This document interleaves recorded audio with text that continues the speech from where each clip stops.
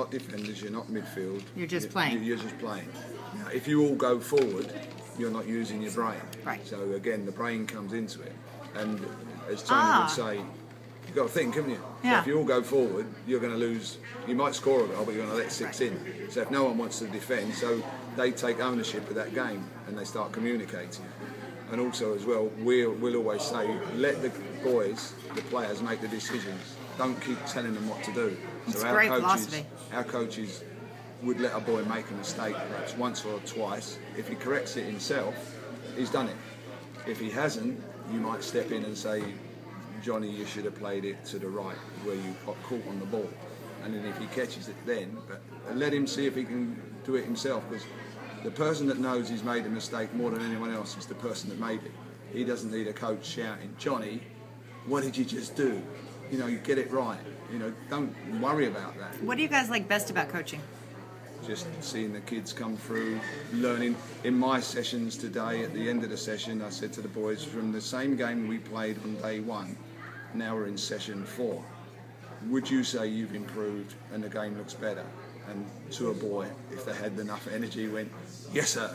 What age group do you have? Same as Tony, so it's about the 12 years, under 12, under 13 age group. Okay. We've split the two groups, Tony and myself, are the same age. Is that the sweet spot that you think is the best to sort of be able to pick talent for baby West Ham? Well, I may not print that because that might really hurt your attendance on U15s and Yeah, that. that's But right. no, but I'm just saying. There is an optimum time, you know.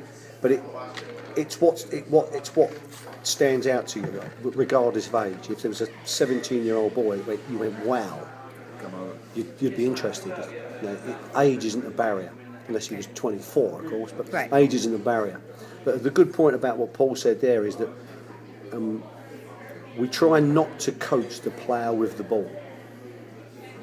If that makes sense from a technical angle, we don't coach the player with the ball because we want that player to make his own decision. You get too many coaches on the such touchline. A young lad gets the ball, and the coach is screaming at that player, telling him what to do with it. Play it to the right, play it to the left, play it. And his dad's telling him something else. So that player. You've been to soccer in America. Yeah. So that player isn't making the decision. Right. So And how's if that player going to get better? Exactly. If he makes a mistake, you might then pull him to say, look, you did that, but what else? Stand still. What else could you have done there? And he says, I should have played it left. Yeah. Now all you've got to do is make sure that your vision and awareness, you know, is broader. Your head's up and you're looking prior to planting the ball, and maybe you make a better decision next time. So you coach him after the event, not you don't tell him what to do. And it's a key thing, because if you're constantly telling players what to do, they'll never make decisions for themselves. Sounds so logical and brilliant and refreshing. There is a question that you just asked of Tony about what optimum age group. Well, the age group doesn't really matter, but the big thing with Americans is you've got to have, or the quality, and we have had some boys come over, but the only way they can play in the Premier League is if their family moves over. You cannot bring a boy out of this country until they're 18, unless their parents are coming to the country for other reasons. So if we see a boy out here and he gets the West Ham experience, we would say to a family, very, very good, but you know, unfortunately, unless there's some way that. So because a lot of kids here do have family in Europe, if they were willing to relocate, that would allow you to look at them more seriously. We wouldn't ask them to do that. We would say, if ever you were in the country, we can't take a family out of this country. If ever you were in England, give us a shout, give us a call, if ever you want to. So should readers, parents notify you if they were planning on going to Europe and letting you know? Should they reach out to you? I would have said, if we've said to a boy in And this that country, select group. Yeah, you know, if you are a top player in this country, we've had Dylan Tombidis from Australia who went to a national camp, and we said, you're very good. His family were really relocating to London. So once his family moved into London, they contacted us again, and we went, okay, fine, you can come and have a game, but don't think we can do anything. You know, it's not a case of moving the family from our point of view. We just, if it was. But if you happen to be there. Yeah, if you were moving as a journalist to work in London for a while, and your lad was one of the best boys in the camp, you'd come into our area and give us a call, said my lad's in the local school, do you want to have another look? Cool. That's how it works, you know. So when you invite kids from here to go over to England, what does that mean? It's an experience. I think we just let them come and see the experience firsthand. And they play at the academy? Well, what we do is they bring a team over and we'll play a game against them.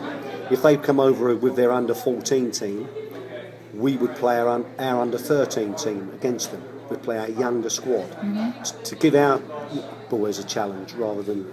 Because I think if we played the equivalent age groups, I think it'd be a bit of a mismatch. So it's just to come and visit London, visit the club, see the training for themselves, watch the training, the parents, and play a game. It's not a trial. It's just it's an experience. They will but if they got better and better, if they got better and better, they've seen it so firsthand. So there's that carrot at the very end of the rainbow. Yeah. Okay. And they would get coached usually by me. Oh, wonderful. So when they come over, I take the coaching session. So the whole squad, the way it works, the squad comes over, I'll get a training facility with us, a pitch. I'll train them alongside our groups. And then towards the end of the week, I'll put that team against our under 13. So it's me challenging my coaches. So we have good fun with that. I bet that's great. I bet they love that. That would be great to photograph. Mike and I have talked about that a little. Both of you played before you became coaches. Do you recommend that kids go for the gold, go for being a pro? It's very difficult, as Tony said, even in England, it's 1 out of 100 that joins an academy will go through into that Premiership side. That's the statistics. So as a club in the past, with our numbers that have gone through, we're well above average. You know, it's very, very difficult. As Tony said, it's getting global. There's more money in the game, but even at this time, we're still getting young boys from local into our first team, and that saves the club a lot of money. Of course. So to be a footballer, yes, but to be at the top, it's a hard road. Hard road and a long road, and very difficult. There's a lot of pitfalls, and there's a lot of competition, and a lot of disappointment. We would never make promises to a young lad. You know, in other words, we'd say to him, come to West Ham, come to us, you're going to make your fortune, there's a lot of money. And if you like, give him false hopes, we would never do that. Right, of course because we've been in it too long to see the heartache that can come from that. If a boy is expected to be doing this and he doesn't, he falls short, he's then got to go in a different direction in terms of career or down the leagues where there's less money to sort of earn what one would consider a very good living. But it's a tough road, and I think the bottom line is, from our professional football club's point of view, West Ham United, we're only looking for the elite player. Although we want to give every boy a great experience. You might want to bring in the EPPP, Elite Player Performance Plan, that's come in. Yeah. Pardon me? We've just gone through. We've just gone through an audit. So you had to now get categorised as academies. The whole of the English football. Okay. The elite youth end of English football have changed, I suppose, or re-evaluated the way of developing young players by the governing body. So each football club, West Ham being one of them, has been audited. Yeah, so it's called the EPPP, 3 Ps, Elite Player Performance Plan.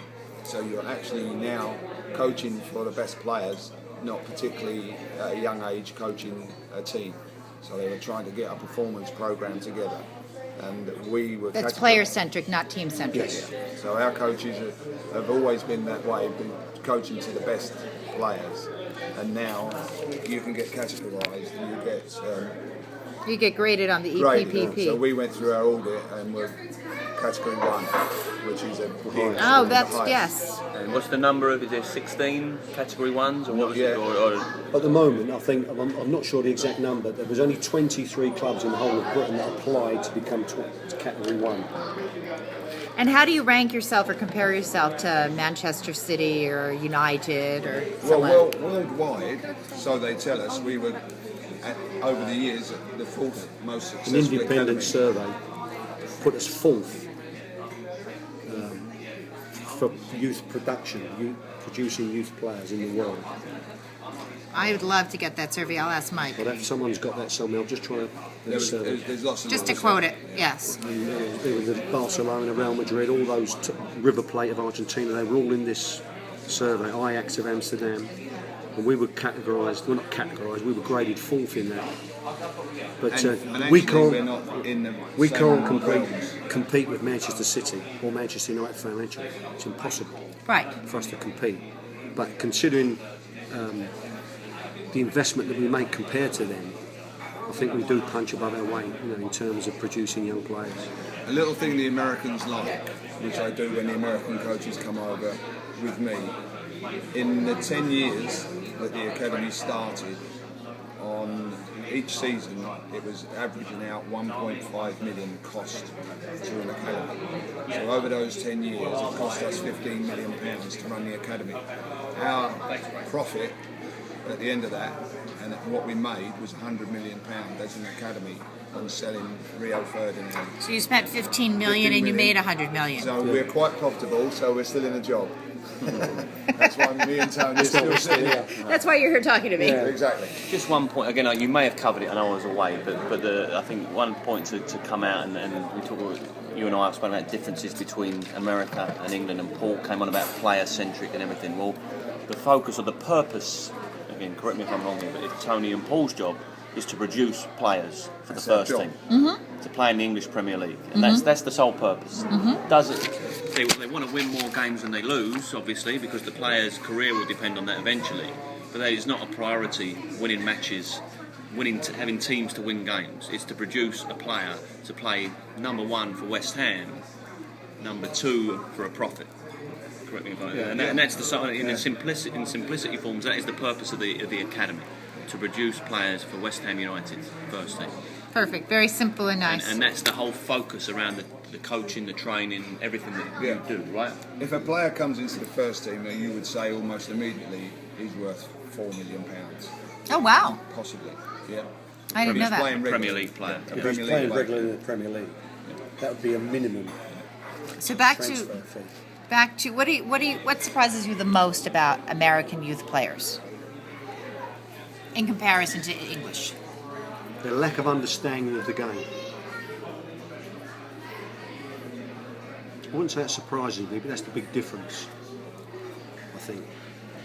Because in Europe, in UK, it's wall-to-wall soccer, football, in the football season.